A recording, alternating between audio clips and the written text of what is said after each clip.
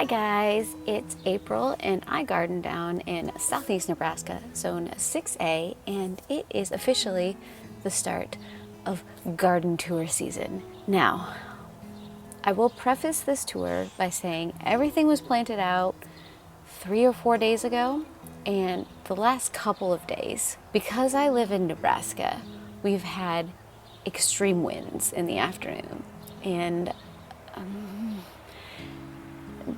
they got a little beat up, and so some of them are not looking the greatest, but this has happened in the past and the plants have usually bounced back, and that is what I'm hoping for this season, especially the peppers.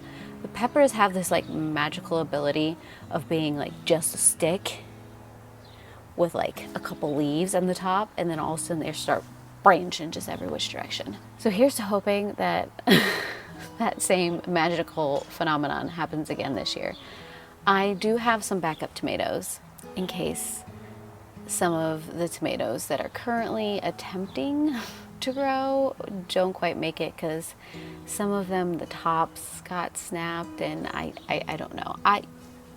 I'll show you when we get there, but let me give you a garden tour. Okay, I think I'm gonna start the tour right here. This is what I lovingly call the nursery area, because it's usually where I put everything I'm starting outside or my extra tomato plants, just in case I need them.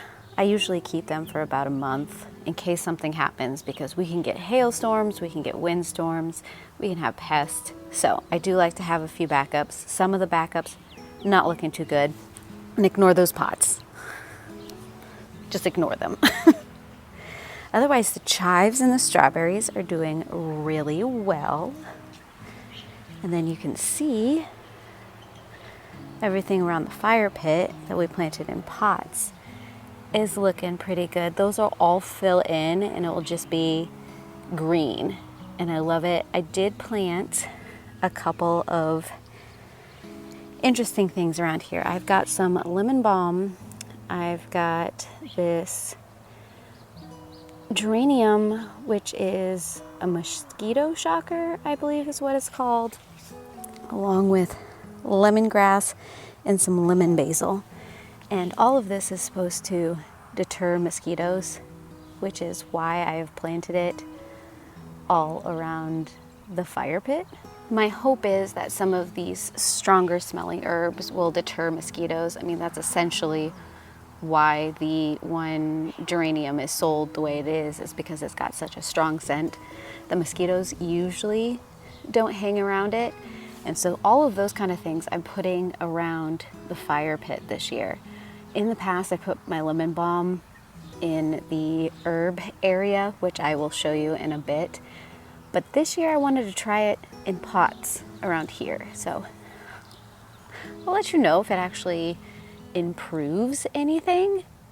But yeah, we're doing that this year. As you can see, I also have a lot of volunteer dill and a lot of volunteer cilantro. So I'm kind of just letting those go for now. I'll probably have to harvest a lot of it when I finally want to put the pumpkins in the ground. But right now I'm just letting it do whatever it wants to do, because I don't know if they're still there, but we'll check. Oh, yep.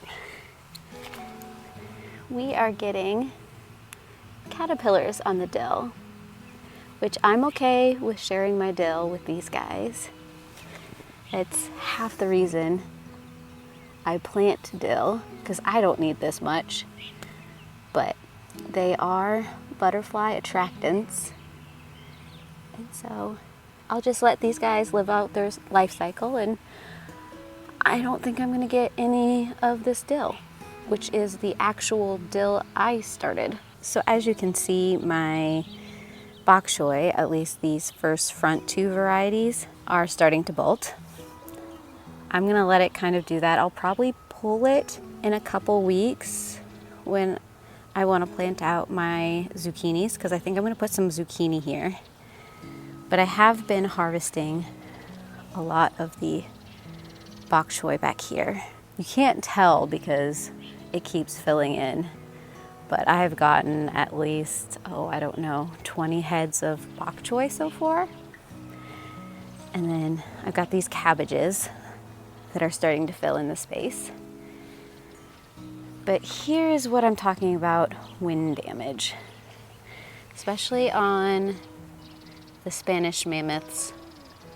I'm hoping these guys will bounce back. Now, they looked a little rough when I planted them, but they started bouncing back. I've been heavily watering these guys to get them happy and hopefully healthy, but then that wind came through and these guys got whipped so bad. I'm not sure that front one's gonna make it, but the back one might. I'm hoping. I haven't gotten a Spanish mammoth before, and I really want to see like the size that they grow to. So I'll keep an eye on that. And then we have another possible casualty back there, one of my orange Lesia. I don't think that one's gonna make it, which is okay. It's part of the reason why I do plant multiples. I have at least 2 other orange Lesia and then 2 of the red still that I think are gonna be perfectly fine.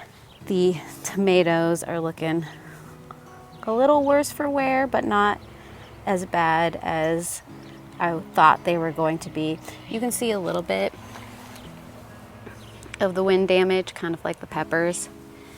And I did just this morning this tomato plant that used to be a green doctor back there. I replaced it with what I had, which was a lunatic. The green doctor was just a stick. It had whipped itself up into such a frenzy and it did not have enough oomph. And so it was just a twig by the end of yesterday. But like I said, that is why I have backups. So we still have what I am now affectionately calling Tomato Alley over here. I'm hoping this really fills in. I'm excited to see what this looks like. I don't think I've ever put this many in a row before. I usually break it up a little bit more than this. So we'll see how this ends up going. This might overwhelm me, but I wanted to give it a try. And this is the first of the root vegetable beds. And the radishes are definitely filling in. And you can see some of the carrots. I'm a little afraid that these carrots over here are gonna get shaded out, but the reality is these are probably going to be ready to harvest fairly soon. So even if they set back the carrots a little bit, it'll just mean I have a succession of carrots. So we'll see how that goes. And then of course the beets are starting to fill out as well. I do have these tomatoes back here this year. Basil isn't looking too happy. These guys got sent on a journey yesterday, but I think we'll bounce back, especially if we don't have as much wind today. They'll have a chance to adjust a little better. This over here, this pot right here was drying out faster than I realized, so that bigger sunflower in the back I don't think is gonna make it. So I added a second sunflower into that pot, so if I have to chop that first sunflower down, that pot still has something. But once again, basil just isn't looking great. I'll keep my eye on it. And then here you can see how the straw flower in the front here and the zinnias in the back, they have bounced back from their planting. And then the first look at this year's water lilies. I mentioned it a little bit in my planting video, how I really enjoy putting water lilies in this fountain. It's technically not a fountain, it's a giant planter, but I use it as a fountain, and I usually get some kind of solar pump this year. I've got a floating one. I've got a couple others that I might add in here to help regulate what's going on. But I love to put water lilies in here, even if I can't overwinter them. I know it's kind of more on the expensive side to do that, but in reality, it's about the same amount as if I was gonna get a dahlia and then not dig it up, just let it compost in the ground. So I justify it that way. But I am glad that the straw flowers and the zinnias look like they're doing much better. I think these are gonna do something spectacular. The ones I planted out front, which I'm not gonna show you, but I don't know if they're gonna make it. I think those ones just get hit with the sun so bad and they've got less wind protection up there that they're looking very rough. So I'm not sure they're gonna make it. And then I'll kind of show you in the back here. These are the kiwi, these first 4 plants.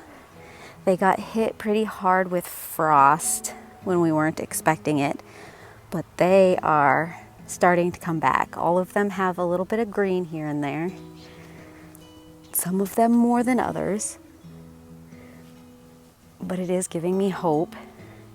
And I can kind of briefly show you some of the grapes. I don't know if this guy is gonna make it. It's not looking hopeful. And then we are getting green. I have another one of these all the way down there, and that one's looking okay. The in-between, not so much. I might have to get replacements.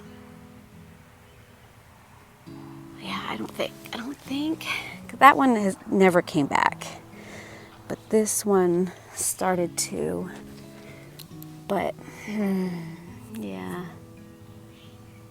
I think I might have to replace that one as well. Gosh dang it. But sometimes you just can't control these kind of things, so. Granted. With how vigorous this variety is, I don't even remember what it is. I'd have to look it up. I don't know. We'll see. We'll see if I actually end up replacing them or if I just let these ones go wild. So here's the Roma bed, and they look really rough. So this is wind damage. They just end up pinching themselves and then cutting off their own circulation, and so parts of it end up dying off. I have tried to pin them to the cages where I could, but we will see. I do have one replacement Roma, which I might end up replacing that Midnight with a Blackout, because I don't know if that one's gonna make it. He's leaning really bad. But those are the Romas so far. The Nata Pinos are bouncing back, which I'm super excited about. But we do have, this is what I'm concerned about. If a pepper plant starts to bend like that, that's when I get concerned. That's a stuffing Scotch. But if they remain upright, even if there isn't like leaves that are that happy, a lot of times it'll put out new shoots and it'll be okay. So that is a Jedi jalapeno, and I'm keeping my eye on it. At least I have 2, but I think he might come back. I don't know. Everything is just getting a rough start this year. Let's just put it that way. This bed though, this bed looks so stinking good. We've got 2 dwarf varieties of tomatoes and 2 eggplants and a volunteer bean plant. I'm just gonna let this bed do its thing. They just look so happy, and that makes me happy. And this is the second of the root vegetables, and I have actually started harvesting a few of the radishes from this bed. So this is some kind of carrot radish. It's a white radish that looks kind of like a carrot. It does have a little bit of a kick to it, but we've harvested a few of those and I've started pickling them. And then this is a pink radish. I can never say the name. I believe it's like Russian or something like that. And it's one of our favorites to pickle. And so I have been pickling that as well. These radishes are ginormous, but they haven't been heading yet. That one, however, ooh, it's making me mad. That one is starting to go to seed. And I'm guessing it is some kind of daikon, if I remember correct. Should we go look? Oh no, this is the China Jade. Yeah, I don't think I've ever had really good luck with that variety. It always goes to seed so fast. This is the second time I've attempted this one. I mean, I'm gonna let it go. I might thin it out a bit so it doesn't shade out the carrots and the beets, but I might let a few of them go just for pollinators. But behind me, let's see if I can get out of my own light. This is the potato bed. As you can see, both varieties have sprouted. The back part right here is the upstate, row 7 upstate abundance potatoes. And then these ones are the Amorosa, which are a pink potato. Both of these are fingerling potatoes. It's usually what I prefer. I know they don't really store very well, but I usually don't cook a lot of potatoes. I do like sometimes roasted fingerling potatoes, and I can turn fingerling potatoes into mashed potatoes fairly easily. So that's usually the varieties I plant. Here we have another tomato bed. This guy in the back, I think he's the speckled Roman, looking a little spindly and a little, but overall, the rest of them looking okay. So I have hopes for that. Hoping that basil bounces back because that is the lettuce leaf basil and it's one of my favorites. Don't judge me for this herb bed. Right now the cilantro is the only one that is doing any good. These two are stevia. I don't think that stevia is gonna make it, and I'm hoping that stevia decides to branch out. I don't know if it will. I might have to see if I can hunt down some stevia somewhere. Stevia is just so hard to find. Not a lot of people start it. I don't know if I've got any. I might have some more seeds, so maybe I'll start some more stevia. And then that right there is cumin, and I don't know if it's gonna make it. This is probably the second or third time I've tried to do cumin, and it does okay for me until I put it outside, and then it's like, nope, I'm done. I don't want to be here anymore. Goodbye. So that's my really sad herb bed. And then this is the second herb bed. I just planted it with all of the time this year. And yes, it does look a little sad right now, but trust me, in about a week or two, this is gonna be filled out and it's gonna look so good. It's gonna smell so good. So I'm excited for that. And I think this is the last of these raised beds. And this is another one of the tomatoes. This one is looking better than the rest, and I think it was a little bit more protected because yesterday it was wind coming from the south. And so this bed was protecting it from the wind the rest of the tomato plants were having to deal with. So you can tell just by looking at the basil, it's so much happier. I have high hopes for this one. But I will take you under the deck. So over here in this first pot, we have a couple of basils, which are looking okay. And then we have calendula in the middle. The calendula weren't very happy when I put them in, And at least 3 of them are looking better than they did. Keep an eye on that one. I'm judging him heavily.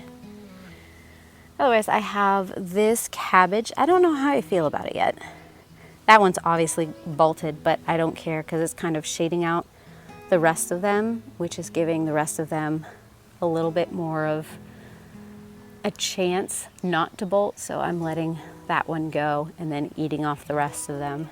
Like I said, this is a cabbage that I'm not so sure about. This is the first year I've done this one. This is more of like a leaf cabbage where you're harvesting the leaves. I have made some coleslaw and stuff out of it and it was okay. But it was one of those free packets, so I thought I'd give it a try. And then we have the onion bed, which the red onions are starting to bounce back a little bit. I'm not sure really what happened to them this year, but I do need to do some significant weeding. I've got some grasses coming up that I'm not too thrilled about. But the peas are starting to flower, and I love these pea flowers. They are so pretty. These varieties are obviously doing very well, and then these guys just clumped in on themselves and they're like, we're gonna be a bush. We're not gonna go up, we're just gonna interweave on ourselves. So I have started trying to train them up, but they might be too far gone to really make them branch up instead of in. And when I go, I'll try to go through so I can show you the back because there's some stuff happening behind the peas. Here, I'm loving this bed right now because there is so much spinach and we are eating so much spinach and I love spinach, so I'm happy about that. What I probably need to do is do a massive harvest and freeze a bunch of this because we are gonna start getting into the 90s, which means a lot of this is gonna start to bolt on me, which makes me sad. I love my spinach, but if I can freeze some of this, that'll just be perfect. I haven't really done anything with the onions in this bed yet, but I'm letting them do their thing, which also means these are the garlics and the garlics, and then a random spinach. But it's a happy bed, so I'm letting it do its thing. If we walk through here, we have these cabbages. Now this is a Napa cabbage variety, and it is a heading variety, and you can kind of see where it may head soon. This is what I like to make my kimchi out of. So I'm hoping for these two to head up without any pest damage so I can make kimchi out of them.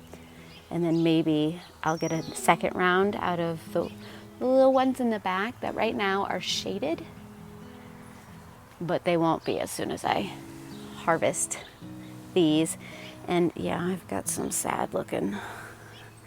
These pots, I've struggled with these pots every single year.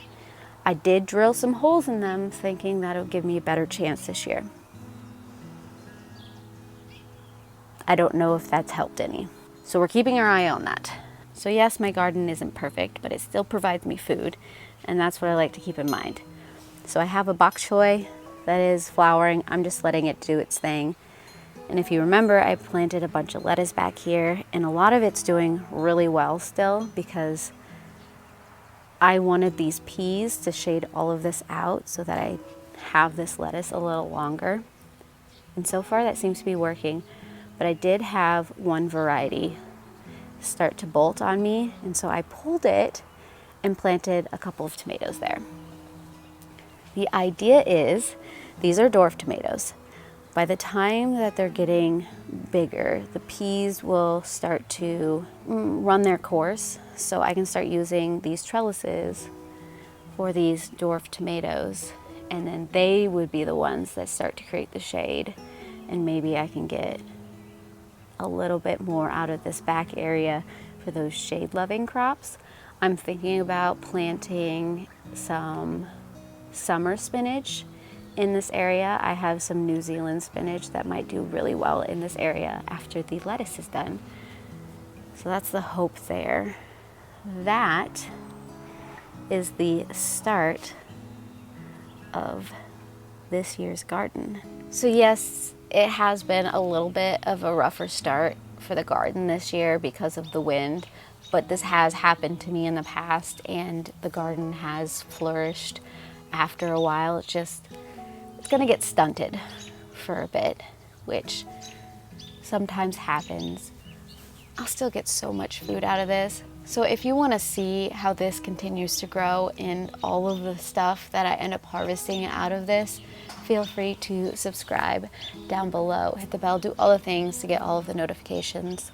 I also have an Instagram and Threads account, which you can follow as well. I like to document what I'm pulling out of the garden and what I'm finding in the garden over there, and so you'll usually see it over there first. Otherwise, I would love to know if your garden has been planted yet, if you've already been gardening for over a month, or if you're still waiting to put your garden in. Tell me down below, and I do hope I will see you guys again in another video. And I heart your beautiful faces. Bye.